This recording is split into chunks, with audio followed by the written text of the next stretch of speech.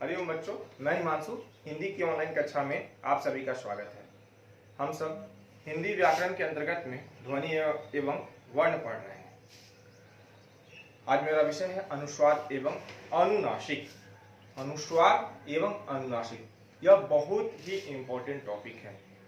बहुत लोगों को यह कंफ्यूजन होता है कहाँ पर चंद्र बिंदु लगाना है और कहाँ बिंदु लगाना है। यह बहुत ही कंफ्यूजन का विषय हो जाती है। इसीलिए यह आवश्यक है कि इस टॉपिक को बहुत अच्छे से क्लियर करें। तो मेरा विषय है अनुस्वार एवं अनुनासिक।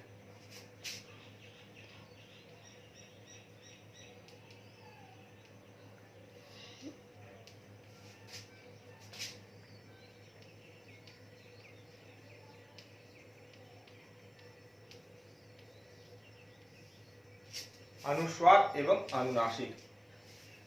बहुत लोगों को मन में यह भ्रम उत्पन्न हो जाता है कि यह एक ही है। अनुस्वार और अनुनासिक जो है एक है, ऐसा नहीं है, यह अलग है। अनुस्वार अलग है, अनुनासिक अलग है।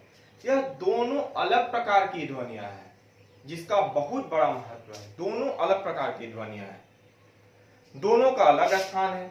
इन्हें मिलाने की कोशिश नहीं करें।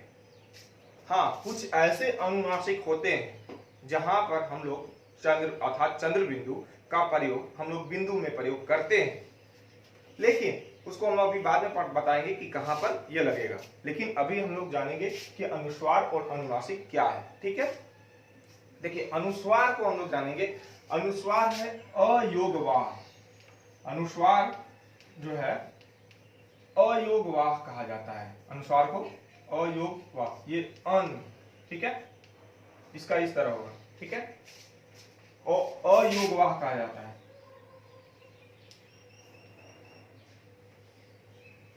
अयोगवाह, अयोगवाह में कौन कौन आते हैं? एक अंग आते हैं, एक अ आते हैं। ठीक है, ये दोनों अयोगवाह है। अयोगवाह क्या होता है? यह न तो स्वर है और ना ही व्यंजन। इसे ना हम लोग स्वर भी कर सकते हैं और ना ही व्यंजन कर सकते हैं। क्यों? क्योंकि यह अ से उच्चारित किया जाता है, इसलिए स्वर के रूप में प्रयुक्त होता है। ये दो क्या कहेंगे, यह एक बीच की कड़ी है। कहिए कि यह स्वर में भी प्रयोग होगा या व्यंजन में, दोनों मान लेते हैं इसे। यह एक बीच की कड़ी मान लीजिए। क्योंकि अ का प्रयोग किया जाता है, इसीलिए इसको हम लोग अ से उच्चारित होता है, इसलिए इसे हमें जो है स्वर के रूप में प्रयुक्त होता है। और यह पंचमाक्षर के जगह पर इस्तेमाल होता है, इसलिए इसे व्यंजन भी कहा जाता है। पंचमाक्षर क्या होता है? जैसे क वर्ग। क वर्ग में पंचमाक्षर कौन सा है? लिखिए, क, ख, ग, घ, अंग। तो ये पंचमाक्षर कौन सा होगा? 1 2 3 4 5। पंचम अक्षर को ही पंचमाक्षर बोलेंगे। पंचम जो अक्षर पंचमाक्षर, इसलिए यह व्यंजन में प्रयुक्त होता है, व्यंजन के जगह पर प्रयुक्त होता है, इसलिए व्यंजन भी कहा जाता है। और स्वर की तरह उच्चारित होता है, इसीलिए इसे हम लोग स्वर भी कह सकते हैं। लेकिन यह एक बीच की कड़ी है, इसलिए हम लोग ना तो हम इसे स्वर कहेंगे, ना ही इसे हम व्यंजन कहेंगे।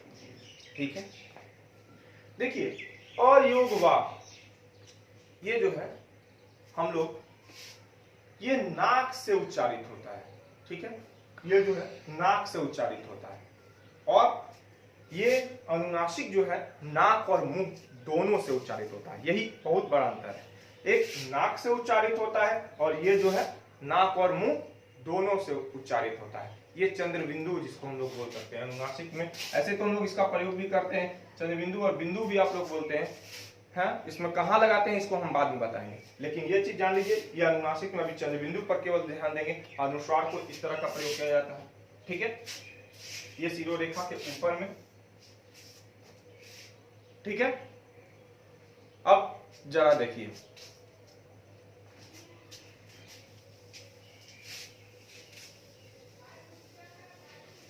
हम लोग चंद्रबिंदु जो बोल रहे हैं, चंद्रबिंदु कहां होगा?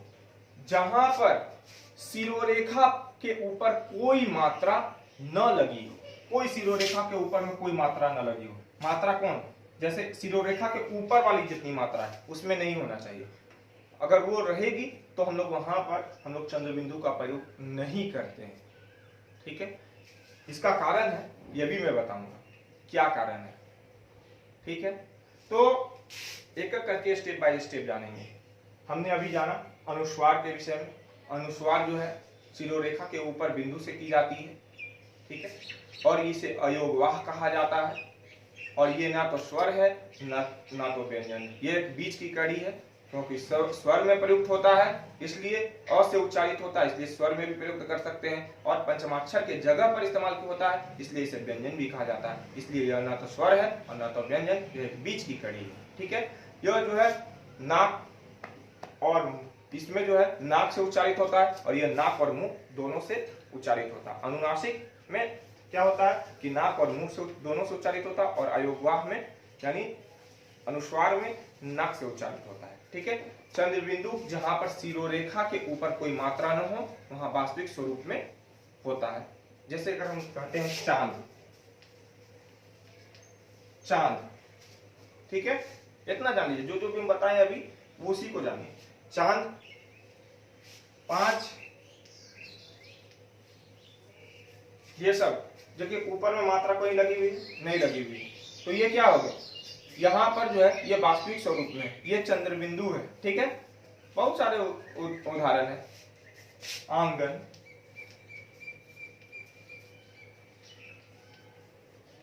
आंख,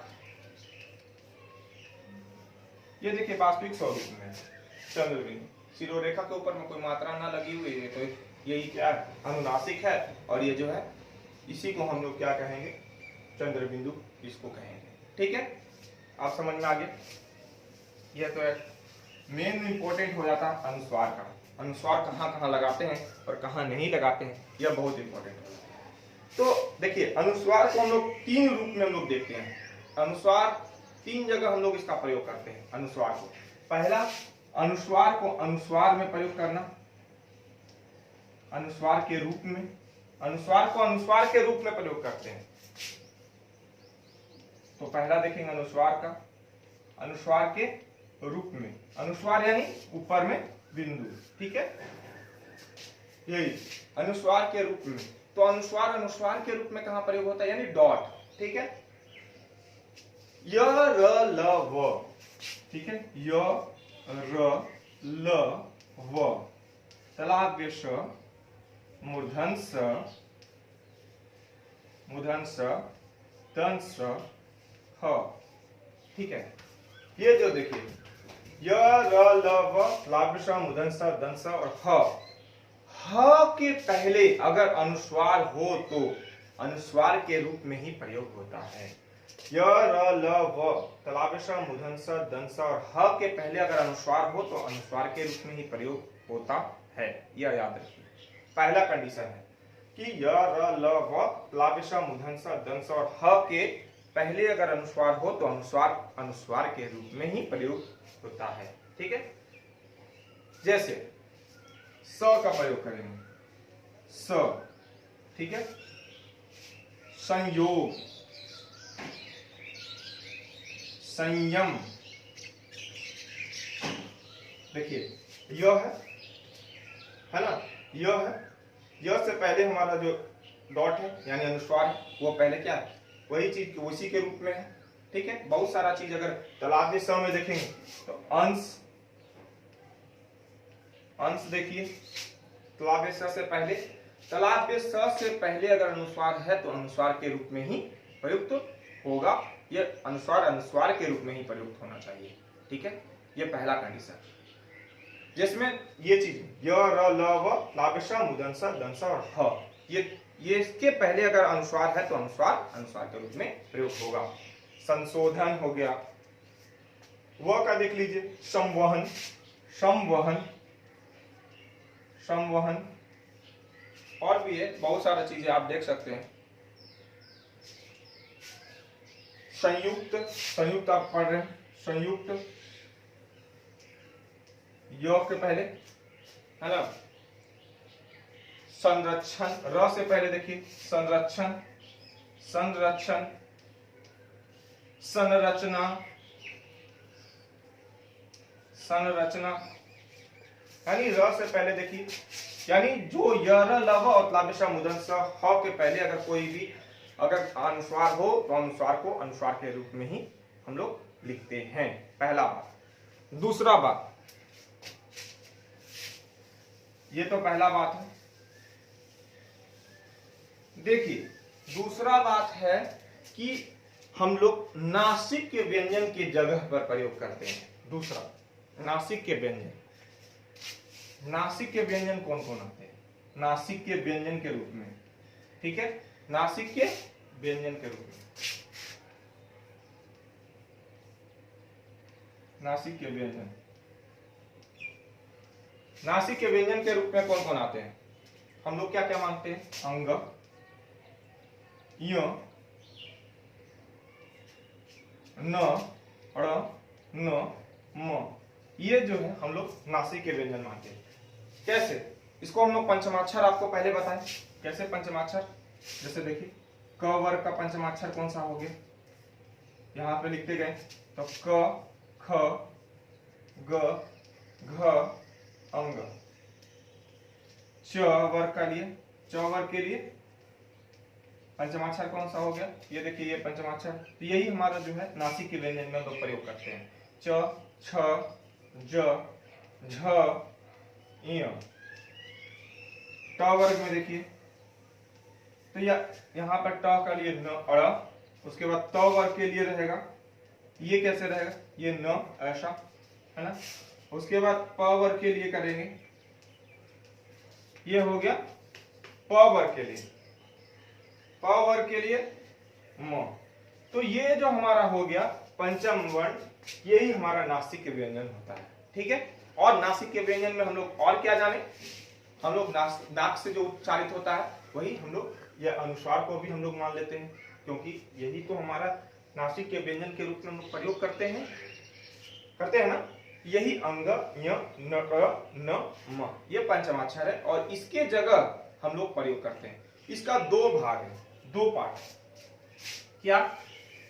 जरा देखिए, नासिक व्यंजन के रूप में हम दो भाग में हम लोग बांटते हैं। एक पहला जो एकदम अंतिम में हो, अंतिम में हो, अंतिम में अगर म हो, ठीक है, अंतिम में म हो, यह पहला भाग, यानी एक का, दो का, ये दूसरी बात जो बता रहे थे, इसका क भाग कहिए क्या है?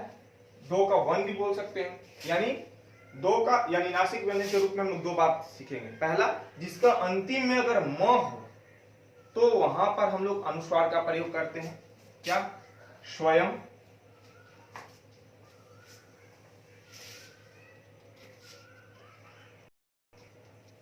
देखिए स्वयं, ठीक है, यहां पर स्वर रहित है तो इस तरह का हम लोग क्या करेंगे प्रयोग? स्वयं।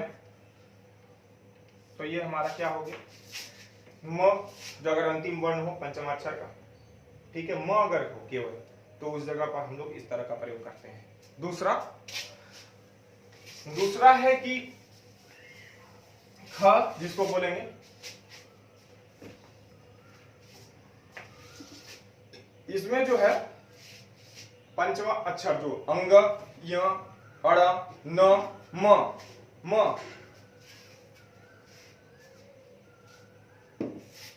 इसमें कौन कौन आता है?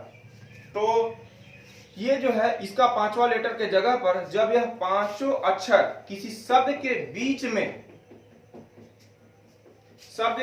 में जब आधे स्वर यानी स्वर रहित हो तब इसके पहले वाले अक्षर पर अनुस्वार का प्रयोग होता है। क्या बोले?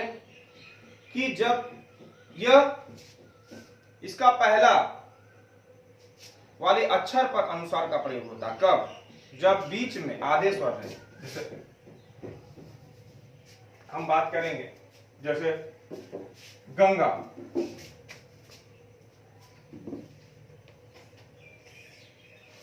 गंगा, ठीक है, गंगा में क वर्ग का आता है। देखिए क वर्ग का अंतिम अक्षर कौन सा है? अंग, ठीक है, और वह स्वर रहित रहेगा। जहां पर स्वर नहीं लगा हो यानी आधे रूप में होगा, और उसका अंतिम जो होगा यानी बीच में उसका बगल, उसके जो आगे जो आने वाला जो होगा उसी वर्ण का होना चाहिए, उसी वर्ग का होना चाहिए। जैसे क क वर्ग में देखिए क्या आता है, क ख ग घ अंग, ठीक है, आता है ना। तो हम गंगा लिखे हैं, ध्यान से सुनिए। इसमें क्या होता है कि देखिए, अगर बीच में, शब्द के बीच में कहीं पर भी आ जाए, बीच में, अंतिम में ना हो, कहीं पर आगे भी नहीं होना चाहिए, ये बीच में कहीं पर भी हो सकता है, ठीक है। तो इसमें अगर उस वर्ण का, जिस वर्ग से है उस वर्ग का पंचमाक्षर हो जो आधे रूप में हो, और उसके बाद वाला जो वर्ण होगा, ये जो वर्ण है उसी वर्ग का होना चाहिए। जैसे क वर्ग में ग आता है तो ये ग है, तो यही देखिए, यही हम लोग क्या बदल जाता है, गंगा, ठीक है, समझ में आया, यही हमारा बदल के गंगा। अगर बीच में और एक देख लीजिए इसी का उदाहरण, अंगूर,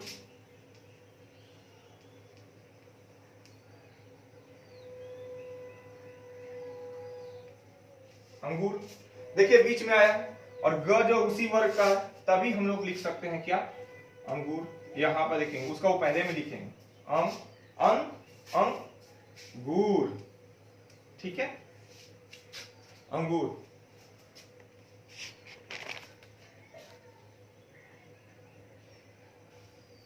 यानी यह पंचमाक्षर जो है आधे स्वरूप में होता है, जिसमें अ नहीं रहता है। गंगा, गंगा ऐसा उपयोग करेंगे, बहुत सारा है। इसी में देखिए अंक देखिए, अंक क्या है, अंगा का प्रयोग किया गया है और आधे स्वरूप में है, और ये जो है क का प्रयोग किया गया है, क वर्ग में आता है, तो अंक हो गया। शंख, शंख, शंख उच्चारण भी सही से करना है। देखिए शंख, शंख में देखिए, ये देखिए ख लगा, शंख, तो क्या हो गया, शंख, ठीक है, शंख। गंगा तो बता दिए। अब च वर्ग का जरा देखते हैं, च वर्ग का देखिए, ये तो क वर्ग का उदाहरण बता दिया आपका। च वर्ग में देखिए, सबका लिखते जाते हैं। देखिए क वर्ग, आप लोग एक उतार लीजिएगा इसको। क वर्ग में बताएं, गंगा बताएं, आप लोग लिख लीजिएगा, गंगा बताएं, क्या हो गया, गंगा का इस तरह, है ना। उसे च वर्ग में देखिए, च वर्ग में हो गया, च वर्ग में चंचल देखिए, चंचल। यहां पर देखिए य पंचम अक्षर है, च का पंचम अक्षर क्या होगा, य। उसके बाद जो वर्ण आ रहा है उसी वर्ग का होना चाहिए, च, तब होगा चंचल। ये दूसरा बात, चंचल हो गया।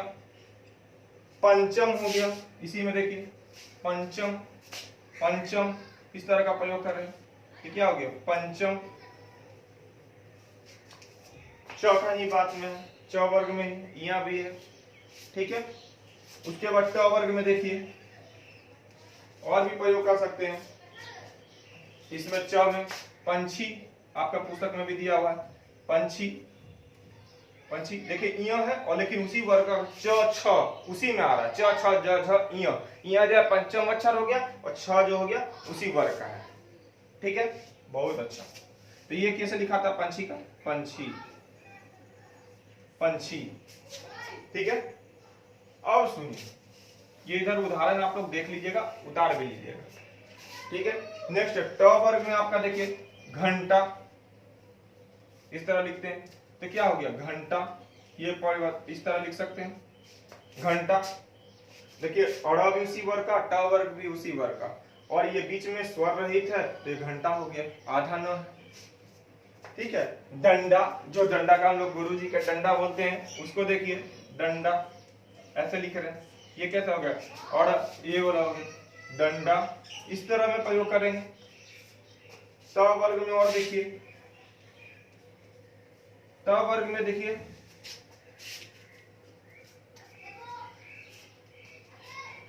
पंथ, पंथ, ये देखिए पंथ, कैसे लिखते हैं, पंथ, इस तरह। और क्या लिखेंगे, गंदा, गंदा बच्चा बोलता है गंदा, तो क्या देखिए इसी में देखिए पंथ में त थ द ध न, इसमें भी गंदा में त था द का प्रयोग किया है, ये क्या हो गया गंदा गंदा। ठीक है, उसी प्रकार हम लोग और भी देखिए, दांत दांत देखते हैं ना, दांत दांत में इस तरह लिखते हैं, तो कैसे इसका जो होता है दंत, ऐसा दांत ऐसा भी प्रयोग करते हैं। ठीक है, या दंत बोलेंगे,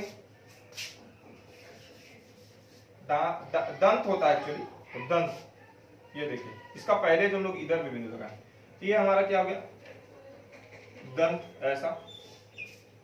ठीक है, प वर्ग में देख लीजिए, प वर्ग में देखिए, आप लोग चंपक पुस्तक पढ़े होंगे आप लोग, शायद मैगजीन आती है हिंदी की, चंपक की आधा म प, एक ही वर्ग का प भी और म भी, प फ ब भ म, तो चंपक कैसे लिखते हैं चंपक। तो आपने देखा कि पंचम वर्ण के अगर बीच में हो और उसी वर्ग का अगला वर्ण जो रहे, तभी हम लोग जो है वहां पर अनुस्वार का प्रयोग करते हैं। और नासिक व्यंजन के रूप में हमने दो बातें सीखी। तो अभी तक हमने क्या सीखा, एक अनुस्वार को अनुस्वार के रूप में, दूसरा नासिक के व्यंजन के रूप में। ठीक है, अब तीसरा बात है, जहां मैं पहले बोला था कि कहां पर अनुनासिक जो है अनुस्वार के रूप में प्रयोग होता है, जरा देखिए। अनुनासिक यानी चंद्र बिंदु, चंद्र बिंदु तो हम लोग पहले जान लिए कि जहां पर कोई मात्रा न हो तो ऊपर में हम लोग चंद्र बिंदु का प्रयोग करते हैं, जहां पर कोई मात्रा न हो। लेकिन अनुनासिक के रूप में अनुस्वार कहां प्रयोग होगा, जरा देखिए। यानी अनुनासिक के रूप में, अनुनासिक के रूप में, ये तीसरा बात है, अनुनासिक के रूप में। ठीक है, जब किसी अक्षर के ऊपर सिरोरेखा वाली मात्रा लगी हो, सिरोरेखा मात्रा, सिरोरेखा के ऊपर कौन सी मात्रा होगी, अगर हम देखें ई, इसकी मात्रा कैसे होती है इधर से, ई दीर्घी की मात्रा कैसी होगी इधर से, ऊ का मात्रा होगी क्या सिरोरेखा से ऊपर होती है, सिरोरेखा से ऊपर ऐसे होते हैं, ऐसे करते हैं, सिरोरेखा के नीचे होती है, तो इसमें प्रयोग नहीं करते हैं। ठीक है, इसमें जो सिरोरेखा के ऊपर जिसमें मात्रा लगी रहती है उसके रूप में ये करते हैं। क्या और भी देख सकते हैं, ए देखिए कैसे लिखाती है, ऐसे लिखा जाती है, ये मात्रा जो है सिरोरेखा के ऊपर वाली मात्रा में लगी होती है। तो ए हो गया, अ हो गया, ओ हो गया, आ हो गया, औ की मात्रा कैसे होगी ऐसे। तो ये मात्रा ऊपर है, सिरोरेखा में भी कुछ जो जाती है, सिरोरेखा के ऊपर जो लिखी जाती है, उसी में हम लोग अनुनासिक का स्थान पर अनुस्वार का प्रयोग किया जाता है। जैसे अगर मैं को देखते हैं, इसमें देखिए मैं, क्या हो गया यहां पर, ऐसा क्यों होता है, कारण क्या है, देखिए मैं देखते हैं, इसका कारण है कि इस जगह पर प्रयोग होना चाहिए, हाँ ये अनुनासिक ही है यहाँ पर, लेकिन हम लोग चंद्रबिंदु का प्रयोग नहीं कर पाते हैं, इसका चंद्रबिंदु यहाँ पर लिख नहीं सकते, इस तरह और फील होगा, अच्छा नहीं लगेगा, इसीलिए वहां पर जगह नहीं होती है लिखने के लिए, इसीलिए हम लोग यहाँ पर अनुनासिक को ही अनुस्वार ही लिख देते हैं, अनुनासिक को ही हम लोग अनुस्वार लिख देते हैं। अब समझ में आया, नहीं, नहीं में भी होना चाहिए। ठीक है, यहाँ पर ही अनुस्वार होना चाहिए, लेकिन यहाँ पर इसलिए नहीं लिखते हैं क्योंकि यहाँ पर हम लोग के पास जगह नहीं होती है, इसीलिए ऐसा। अनुस्वार को जो हम लोग अनुनासिक है, चंद्रबिंदु का मतलब है कि कहीं भी लग जाना, जहां पर ऊपर में मात्रा नहीं हो उस जगह, यहाँ पर भी लग सकता था, लेकिन यहाँ पर जगह नहीं होने के कारण हम लोग जो है अनुस्वार का, अनुनासिक में अनुस्वार का प्रयोग करते हैं। ठीक है, नहीं जैसे लिखे, यहां पर लिखे नींद, लिखे नहीं, नींद तो नहीं आई, ताकि वो तो द में आपका प्रयोग किया जाता, वो तो उसका ओरिजिनल है। ठीक है, अब देखिए कहां पर हम लोग अनुस्वार नहीं लगाते हैं, ये एक इंपॉर्टेंट है। ये तीनों बात हम लोग सीख गए। पहला बात ये अनुस्वार के रूप में, दूसरा नासिक के व्यंजन के रूप में, तीसरा अनुनासिक के स्थान पर अनुस्वार का प्रयोग। अब कहां पर नहीं लगाते हैं? देखिए अनुस्वार कहां, जहां निषेध जिसको माना जाता है, जहां पर अनुस्वार नहीं लगता है, अनुस्वार नहीं लगे, नहीं लगना चाहिए, या इसको जो भी लिख सकते हैं, नहीं लगना चाहिए। कहां पर? जब पंचमाक्षर के बाद कोई पंचमाक्षर आए, यानी जो पंचमाक्षर है उसी के बाद अगर कोई पंचमाक्षर आ गया तो वो फिर नहीं लगेगा। जैसे अगर हम बात करें सम्मान, सम्मान, सम्मान, सम्मत, ये देखिए यहां पर हम लोग सम्मान इस तरह नहीं लिखेंगे, फिर ये गलत हो जाएगा। देख लीजिए कैसे लिखिएगा, ये तो गलत अशुद्धि है एकदम, ये गलत है, ठीक है। जन्म, जन्म देखिए यहाँ पे देखिए दो एक ही वर्ग का आ रहा है, देखिए माँ भी है, ये भी माँ है, लेकिन नहीं हुआ, ये गलत है।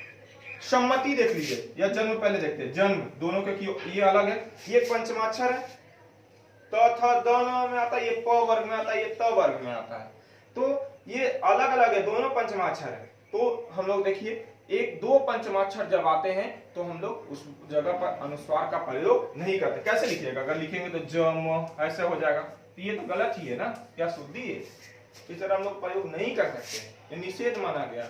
सम्मति आप लोग बोल रहे हैं, सम्मति, सम्मति, ठीक है। इस जगह पे देखिए हम लोग कैसे लिखेंगे, सम्मति लिखेंगे, कैसे लिखेंगे? नहीं लिख पाएंगे, तो ये लिख नहीं पाएंगे इस तरह। तो बच्चों आज हमने इस पाठ को पढ़ा, जाना कैसे हम अनुस्वार का प्रयोग करते हैं, कहां पर अनुनासिक का प्रयोग करते हैं। आप आशा करते हैं होंगे कि बहुत अच्छा लगा होगा, मजा आया होगा। तो धन्यवाद, हरिओम, आपका दिन शुभ हो।